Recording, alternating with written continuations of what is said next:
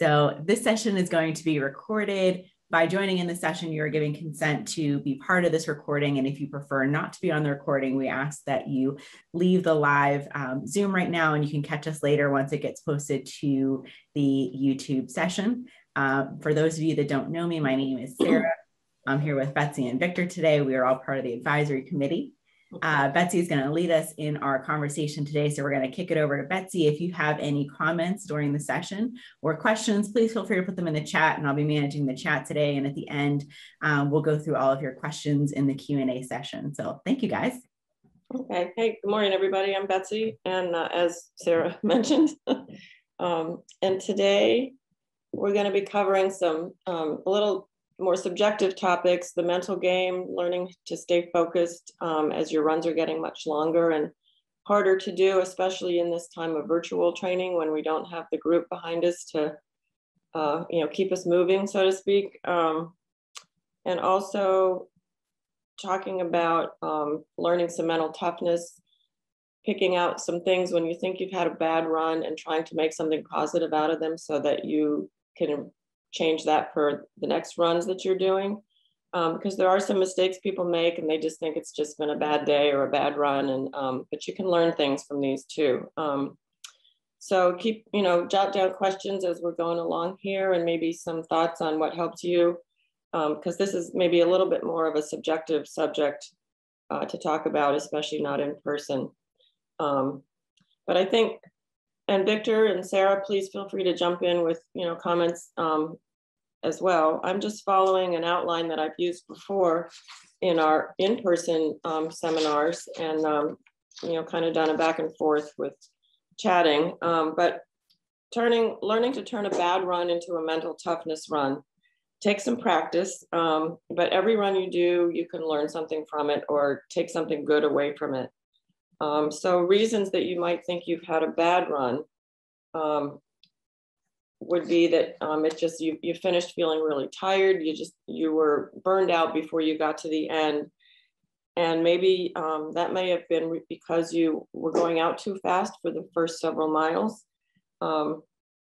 So learning to slow down for your first several miles by 30 to 60 seconds per mile or more, the start slow, then taper off rule that I always like to yell at people, can really help you towards the end of those long miles to be able to finish safely and happily and without getting injured.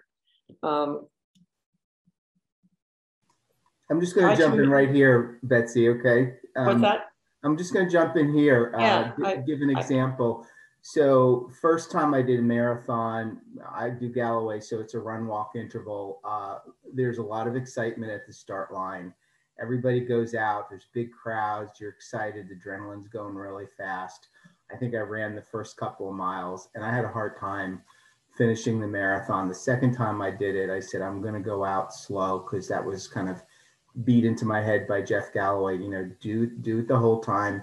If you have more energy, use it at the end to have a stronger finish. And I did go out slow. I did the run walk and everybody was going by, and I finished much stronger. Yeah, you find the people that are passing you in miles 1, 2, and 3, you will be passing them in miles 23, 24, and 25. You'll just be kind of waving like, I saved some for the end. So exactly, Victor. Again, that start slow, taper off rule, at least till you get halfway through. If you're doing the full marathon, at the 13-mile mark, reevaluate and try to manage those first half of the race miles very conservatively, and believe me, it really works. Trying to make up miles in the early on when it's cooler. A lot of people will say, well, it's cooler, the sun's not up yet, I'm going to put some miles in the bank while that's happening. Before the sun gets too hot, and that really doesn't usually work, especially in the longer race of the marathon. So try to learn to manage your long run, maybe anything over 13, 15 miles, so that when you finish, you feel like you could still run another mile or two. That's what you want to be aiming for, to be finishing your long run, that feeling of like, oh, I'm done. Could I do another mile right now? If the answer is yes, you've probably managed your miles well. And if the answer is no, reevaluate your pacing, especially early in your run. Another reason that you might have a bad run is not fueling properly. Fueling well and meals the day before your long run, and also during your run. Hopefully you've all figured out by now what kind of nutrition you can take during your longer runs to help you get through, you know, the tough spots, which we're going to talk about in a little bit, the middle miles, which I find the hardest of any run or race. So not fueling properly and hydrating properly, those are all the obvious things too, but we don't think about them sometimes. Also, as we're getting into these later miles, and we touched on this 2 weeks ago, training fatigue. Your body is starting to get tired, your brain is getting tired, and sometimes just taking an extra day of rest, skipping a short run during the week and taking an extra day of rest can do a world of wonders for your long run on Saturday or Sunday. Training fatigue is a real thing, and we did go into more in depth about that a couple of weeks ago, Sarah, with everybody. But if you have more questions about that, please feel free to get in touch with us. And lastly, weather. We've had some really hard weather to run in this winter. And unless it's really unsafe to run, like bitter cold, lightning, ice, trying to help yourself, just talk yourself mentally through it. I can get through this. I can get through anything. That'll help you build your mental toughness, but you may need to slow your pace down in order to accommodate that. And that's okay, especially if it's really cold or really hot. Your heart is working extra hard when it's really cold and really hot. So you do need to slow your pace to accommodate for that extra work that your heart is doing. So Betsy, a couple comments on that? Yeah, a couple things on nutrition, hydration. So I want to dispel a myth about carb loading the night before. Not really a good thing to do. You don't want to overeat the night before because you're going to have GI issues the next morning. You really should be eating properly a couple of days, if not the week leading up before the long runs. Actually, you should be eating properly throughout training all sessions. the time. Yeah.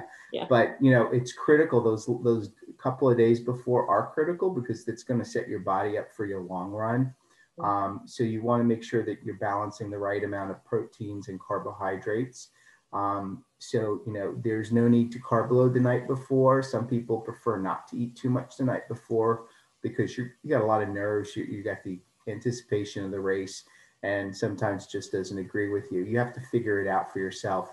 Some people like a hearty meal because it helps them go to sleep. So that's just one thing to add. And then in terms of the long run itself, these long training runs are really critical for trying to decide how your body reacts to the long runs and what's the right hydration and nutrition. On my first marathon, I had some really severe cramps around mile 20, 21. And just by chance, I was coming around the corner into Bloomfield, and somebody had pretzels, and I grabbed some, and it was the fix I needed. I did not realize that I had been dehydrated and needed some sodium. So pretzels, you know, I try to make sure that I pack something with some salt in it because that helped a lot with the cramps. So again, everybody's body is different, and depending upon the race day weather, it could be warm, could be cold. You may need a little bit more or a little bit less. So just some thoughts on that. Yeah, we're actually going to get into keeping up the nutrition replacement when we're talking about final 6.2 or 3.1 miles of your race. So yeah, if you have any questions about learning mental toughness, we just touched on a few topics there. You know, please send them to Sarah, and we'll have a question session when we're finished. I don't know whether you guys are first timers and which race you're training for, the full or the half marathon, but in either of those races, the late middle miles, and in the marathon, for me, those are miles 16 to 20 or so. And in a half marathon, they can be, say, miles 8 to 10 before you get to that last 10K or 5K. And that's a beast all by itself for a lot of people. But for getting through those late middle miles, you can learn some tricks and learn some mental toughness that will help you get through those. Prepare your plan for your training run or your race the night before you start. How are you going to handle getting through those miles of the race or the run. And some of that depends on the terrain that you're on. If your marathon is going to be encountering, you know, some hills during miles 15 to 20, you might want to hold back until you get through that portion of the run, just to help you conserve energy for the finish. At that point, it's a good idea to start breaking the miles down into smaller parts. Either I'm going to try to get to the next mile marker or the next fluid station, or pick a runner ahead of you, not to chase, but to follow and try to keep pace with, to get you to a certain point that will allow you then to take a break. You know, if you need to stop and walk through a water station, or kind of do a body check to make sure everything is, your shoulders are down and you're trying to relax. Try to stay in the moment and visualize your successes, but only for that segment that you're in. So if you pick a mile marker that you can kind of see up in the distance, make your success just for that segment, and visualize getting to that mile marker. Don't start thinking about getting to the finish line, because it's way too far away right now. Just pick that spot and visualize getting to that. So occupying your brain with that and doing form checks, taking deep breaths, shaking your arms, checking your posture, your foot strike, relaxing your shoulders. All of these things will help you get through the second half of your race if you periodically do this. And also having a motivating mantra ready to repeat for yourself. A lot of people will write something on their arms or on their hand, or they wear a band, either, you know, as to remember somebody, or just a saying that really helps motivate them. I don't listen to music, but if you do, this might be a good time to have your music set for some motivational stuff too. So those are my tricks for getting through those late middle miles. And then the final segments of the race, the final 6.2 of the marathon or 3.1 of the half marathon, this is the time now to stop focusing on the finish line and just focus on 1 mile at a time. I count down backwards, 6, 5, 4, 3, 2, 1. And I get from miles 6 to 5, 5 to 4, and just focus on that 1 mile that you're in. And as Victor was saying a little bit earlier, this is the time to keep up your nutrition, your sugar replacement. Glycogen is muscle food. And at mile 20, 21, this has been depleted and it needs to be replaced. Hopefully you've been doing it all along, but now it's really important. Glucose is brain food also. So getting that sugar in your system from goo or stingers or, you know, pretzels, the salt too, this will not only keep your muscles engaged, but it will keep your brain engaged as well. We don't think about glucose as being brain food, but it is. So simple sugars, goo, stingers, jelly beans. I suck on Lifesavers through an entire marathon just for a little slow sugar feed. Lisa, you know this because we've talked about that. Every time the Lifesaver's gone, I pop a new one in, and I do that for the full 26 miles. Also gives me something to think about, which can get your mind off of things as well. So those are tricks for the last stretch of the long races or your long run. Just making sure you're keeping up that sugar replacement, not only for your muscles, but for your brain as well. So let me pick up, Betsy, let me pick up on a couple of points you made. So on the mental games, I try to take the marathon and break it down in segments, mental segments. I don't think about the whole 26.2. I just think about segments. So, okay, I'm gonna, you know, focus on until I get to the West End Bridge, and then I'm gonna get to the Birmingham Bridge, and then I'm gonna get to Oakland, and then Homewood. And so I break it down in those segments so that I don't think about the whole thing and become overwhelmed. And then as Betsy says, once I get up into, you know, 20, I start counting backwards as well. Or usually when I get past, say 18, because even at 15, you're like, oh, I got 11 more miles, and that still seems a lot. Oh, you can't think about it that way. Yeah. So, you know, 20 miles, it's like, okay, I basically have a 10K left to run. I can do a 10K. You know, you kind of forget the fact that you've just run 20 miles. You just say, I've got a 10K to run, and that's what I'm going to focus on.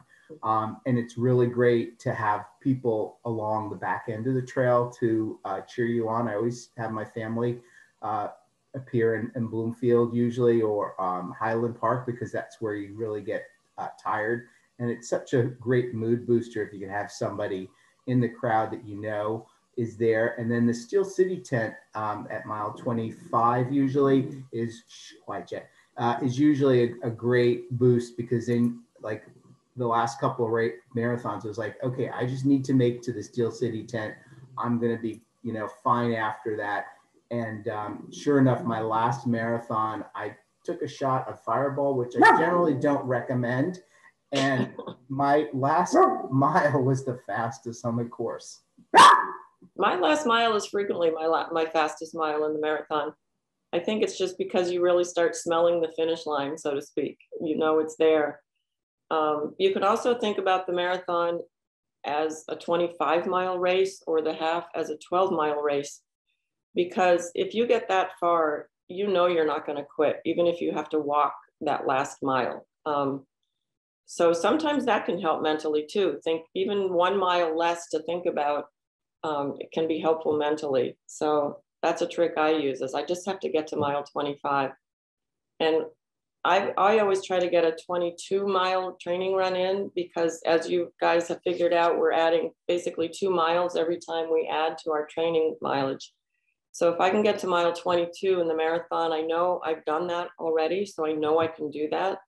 And then I know I can do those 2 training miles to make it to 24, because I've done that all along, adding every couple weeks.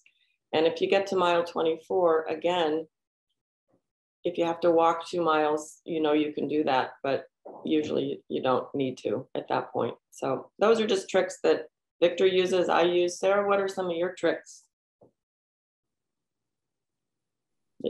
Getting off mute is a trick for sure. Yeah. So similarly, counting backwards from the miles, it's easy, and I'm more of a half marathoner. I hate running full marathons, but it's easy to get to like 8 to 10. 10 is kind of the sweet spot for me. And then from there, counting backwards on those final 3 makes it much more bearable for sure. If you're in a larger race where there's a lot of crowd support, those signs and seeing the people and high-fiving everybody is one of my favorite things to do as well. So those are kind of my big tricks getting through. Something about counting backwards that really helps mentally at that point, because your brain is pretty washed out along with your body. Somehow counting up towards 6 makes it seem harder than counting backwards from 6 down to 1, because the numbers are getting smaller. The distance is obviously the same, but it's just a little mental trick that I think is very helpful. So, well, let's see. We've got about 13 minutes or so left. Sarah, you getting some questions? No questions yet. If anybody wants to either come off mute or put them in the chat, we can start taking questions. Yeah. Is there anything else that you have to go over, or is that? Well, only if they wanted to kind of go back over a little bit of training fatigue and what is involved in that. But I think we can all figure out just from the title of it, training fatigue means, your body is in muscular fatigue, it's in metabolic and endocrine fatigue, it's in time commitment fatigue, brain fatigue. So take a week in the middle of your training, maybe even build in an extra week into your marathon training program or half program to give yourself a real step back week and really take some good rest, get some other things done in your life, that needs to be done. So that can be very, very helpful for staying motivated and also staying injury free. So questions, comments, tricks? So Dina had a good question. I was typing in a response back, but we'll ask it in the group. So she asked, do any of you use lifesavers instead of goo? And I would not recommend only using lifesavers, because that's not going to provide enough calories. When you are running, if you're going any longer than 60 minutes, the goal is to replace about 120 calories. And of course, this depends on a lot of different factors per hour in carbs to make sure that you're going to have enough energy to get through the rest of your race. Yeah, when I mentioned the lifesavers, that's just a little, it's a trick to help me. I absolutely use goo. I start taking goo after about 4 or 5 miles, and I do it about every 3 miles for the rest of the race, the half or the full. And it's especially important those last few miles, even though your stomach isn't really wanting it, and sometimes it doesn't taste so great anymore, but I use very plain flavored goo. It's still important to get that bolus dose of glucose into your system, along with some water or a Gatorade type drink at the fluid stations. But the Lifesavers I use just to kind of give myself something to think about and a constant little sugar feed. It seems to help me. It might just be mental. It may not be doing anything. It's hard to say, but it does help me. And it's kind of fun I unwrap them all and keep them in a little pouch, and I never know what color I'm going to get. So it's like, oh, what color am I? Oh, cherry's my favorite, you know, at mile 18. It's like, yay, something to think about that's not hurting. So that's why I use them. Anyway, any live questions? No? Lisa? Hi. Hi, Lisa. Hi, how you doing? I just wanted to comment on the Lifesavers. I worked with Betsy when I ran the full in 17, and that was one of the tips. And I like to use them a lot, especially when it's hot and I'm like not to the fluid station yet. Having that Lifesaver not only like helps with the dryness in my mouth, but it does give me that little sugar. And I did the same. I did exactly what Betsy said. I just had the 5 flavor and didn't know what I was getting. So it was kind of like a surprise and fun. And it gave me a mental boost too, because I thought about talking about it. And so, yeah. I'm glad, Lisa, you've told me that before, but I'm glad it's still helpful. It's such an easy thing to do, although they do get a little sticky in the summertime. They do. That's the only downside. But yeah, I wanted to give you a shout out, Betsy, because you gave me just so many good tips when you worked with me, and I still use them all the time. Oh, thank you. Yeah. Yeah. You had a good race that year, so I was really proud of you. How's your ankle, by the way? Oh, it's wrist. good. I don't even have to tape it anymore. Are you talking about my 17 injury or my current broken wrist injury? Your wrist. Sorry, it was the wrist you broke. Yeah. Yeah. It's getting better. I had my surgery last week. I see the doctor on Monday, so I haven't run in 3 weeks. I'm dying. Yeah, but you're going to be really well rested, so that's a bonus. Yes. Yeah. Thank you. Thanks for sharing all that with us. It's Absolutely. helpful. So we have another question about what's the best way to carry goo. I use individual packs, but tend to drop or lose them. My favorite way to carry any kind of nutrition or anything that I have is pants or shorts with pockets in them. I refuse to buy pants or shorts if they don't have pockets anymore, but I know that they also have great pouches, all different kinds of varieties that have zipper pouches and sections on them. I don't know, Victor, Betsy, you want to add anything? You know what? I'm going to go grab my goo belt. Yeah. I'll be right back, and I can show it to you guys. Yeah. I got it at the Erie Marathon. It was a really cool giveaway, but I'll be right back. Yeah, I have Camelback, or the Nathan vest, which has my 2 liters of water with a tube, but then it has a whole bunch of pockets like up on the chest area where I put my phone. And then there's a couple of pockets where I can stuff goos and other nutrition. And I find that that's, sufficient for me. It doesn't bother me to have that on my back. I know some people don't like it, but that's one way. And then the other way are the belts. I'd say definitely train and see if you like them. There's all sorts of different types of belts. But that's one way to kind of just stick your stuff. And then the Camelback also sometimes has a zipper in the back. So if you needed to take a shirt off or something, as you peel the layers off, you stick it in the back and you don't have to worry about carrying it or tying it around your waist. Can I jump in? So this is the belt that I got at the Erie Marathon. In fact, I got 2 because I ran it twice, but it has little pockets that you can put your goo in, and it holds them really tightly. And I think it holds 10 total. Yeah, 10 goos total. So you really look like you're fully loaded with ammo at the beginning of the race. But it also has these little tabs for holding your race bib. So I wear this and I just buckle it around, and I have all my goos loaded. So you can just pull one out at a time. And because they're so tightly in there, it's kind of a pain to get them in. You have to do it the night before the run. But it holds the other ones in when you're getting one out. So I tend not to drop them as much or as easily. So I don't know if there's anything like this that you can buy on the market, but it's something you could look for. That's cool. I haven't seen anything like that at any of the expos. No, I haven't either, but it's the Erie Roadrunners Club, Erie Running Club. They might be able to give you a tip on where to get one, other than having to come up and run their race. I posted it in the chat, and a lot of people don't know this, but if anybody who has sensitive stomachs, because I am one of those ones, I've tried the goo, I've tried the blocks, I'm very grateful when a family gives you oranges or something towards the end. And I've also run like the 200-mile races. I've learned baby food. It's less sensitive on your stomach. You can get like the avocado one, things like that, or sweet potato. It gives you that little bit of, you know, the potassium that you kind of need, and it's softer on your stomach. I just wanted to throw that out. Yeah. It doesn't have sugar in it though, much sugar or salt, but for your minerals, potassium, and particularly like you, an ultra person, I could see how that could be really helpful. And they make it in these nice little packs now instead of the glass jars, so you don't have to carry glass jars with you on your run.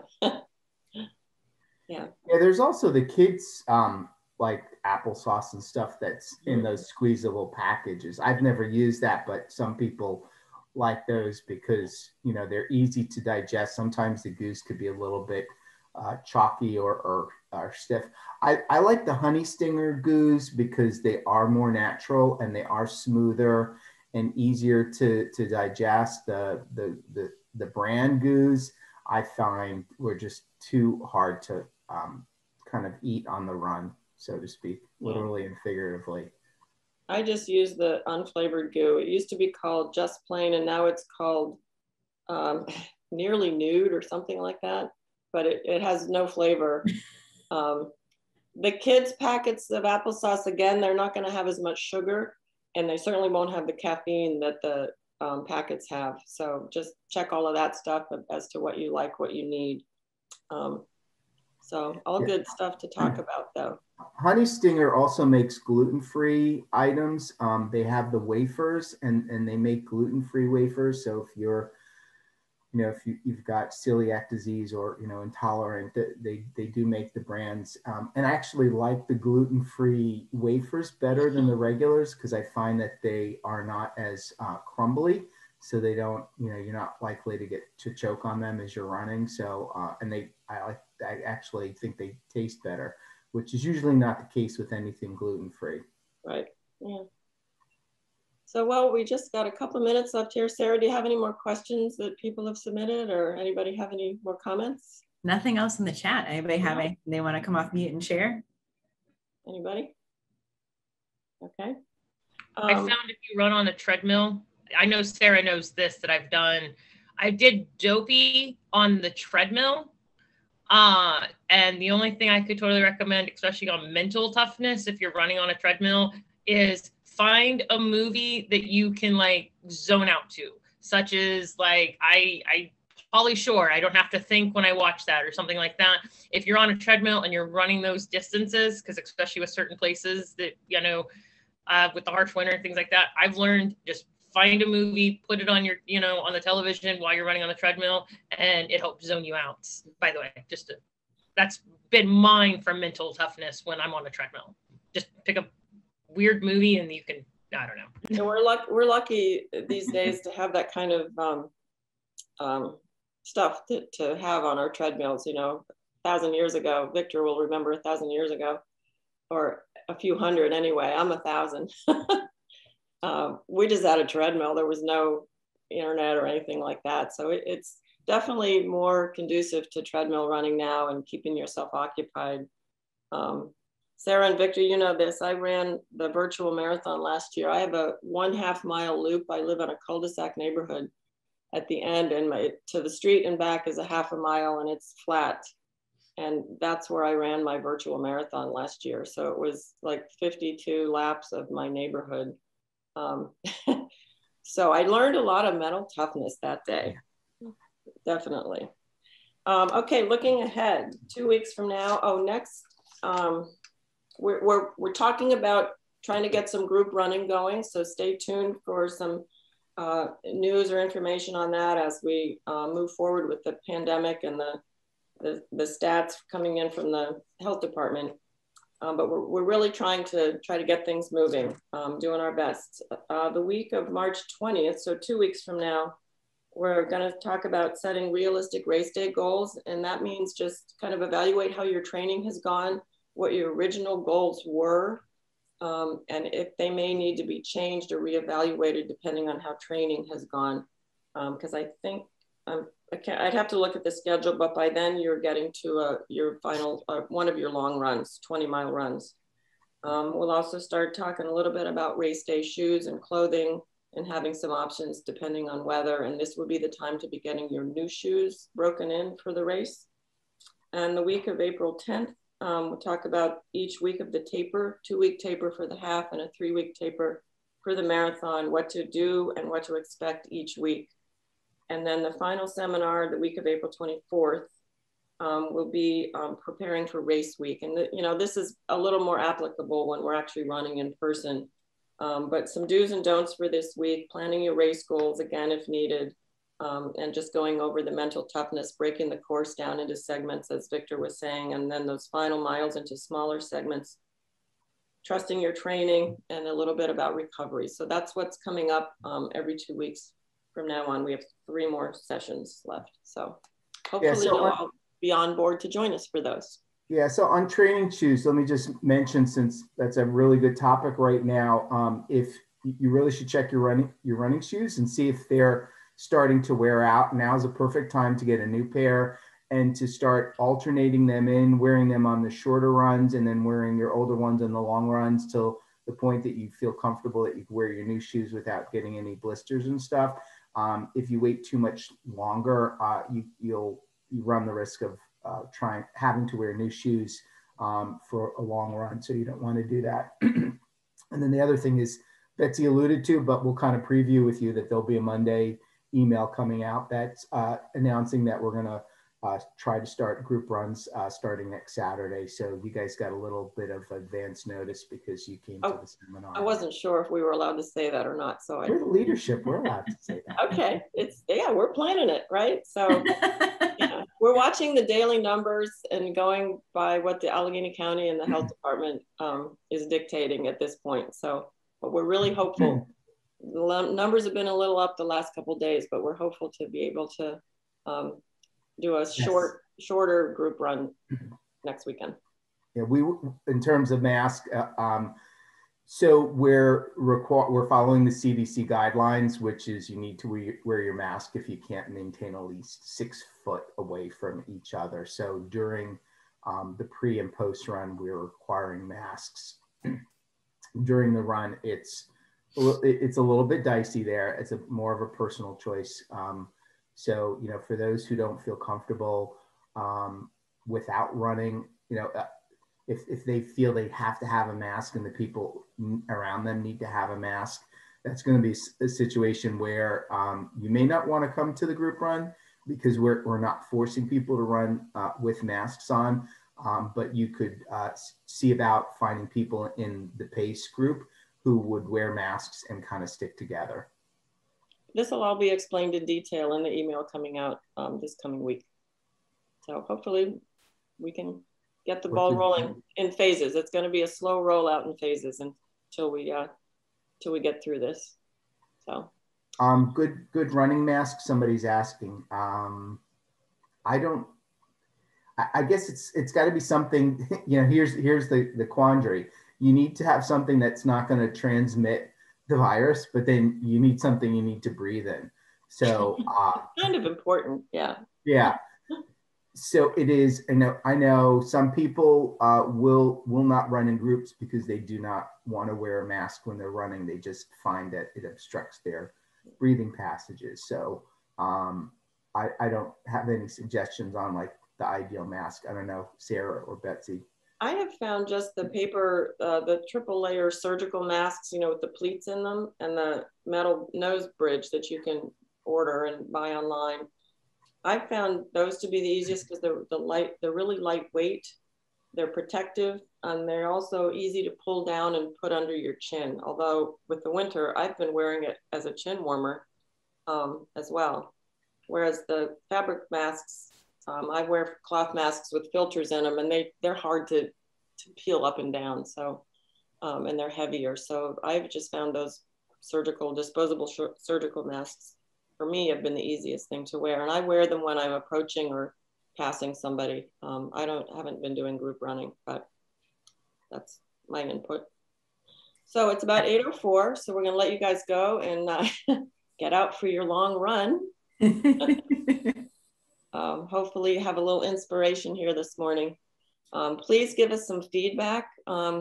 Send more questions. Sarah, maybe you can reiterate the email for questions, but we'd love not just your questions, but your comments and your feedback, suggestions for what we could be doing differently or adding to the next few seminars if there's some things you want to hear about. So Sarah, why don't you tell everybody again what the email is? Oh my gosh, you do this every time and I can't remember. It's like info@Steel City Roadrunners RRC. RRC.org. Is that it? Sorry, people. It's on the website. Yeah, it's info@steelcityrrc.org. Yeah. The Roadrunner Club, rrc.org. Yeah. And if you go to the Steel City website and click info, it'll pop it up. And one of us will be happy to get back to you and chat. So, all right, well, have a great weekend, everybody. It looks like the sun is coming out. I'm going to head out for some miles in a little while. So be safe and stay well. And hopefully we'll be seeing you all not on a screen before too long. Take care of that wrist, Lisa. Thank you. Okay. Bye, everybody. Bye.